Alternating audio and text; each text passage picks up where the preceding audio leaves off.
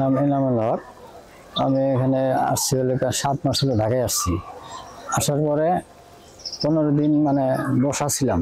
পরে ওই আমাদের ওখানকার লোক একজন থাকে, তো উনি ওই ম্যাডামের বাসায় কাজ নিছে। কাজ করে ওই 5,000 টাকা বেতন দেয়। তো উনি 5,000 টাকা বেতন দেয়। প্রতিদিন কাজ হয় না আমার, মানে সপ্তাহে 3-4 দিন হয়, প্রতিদিন আমার বসে থাকা লাগে।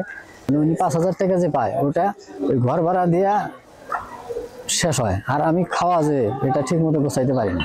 আমাদের আবার ছোট একটা বাচ্চা আছে, ওটা নিয়ে ফের আমি কাজ মানে ঠিক মতো করতে পারি না। তখন ওই ম্যাডাম একদিন জিজ্ঞাসে তোমার স্বামীকে ডাকো। তো উনি আমাকে ফোন দিল, আমি ওনার বাসায় আসলাম।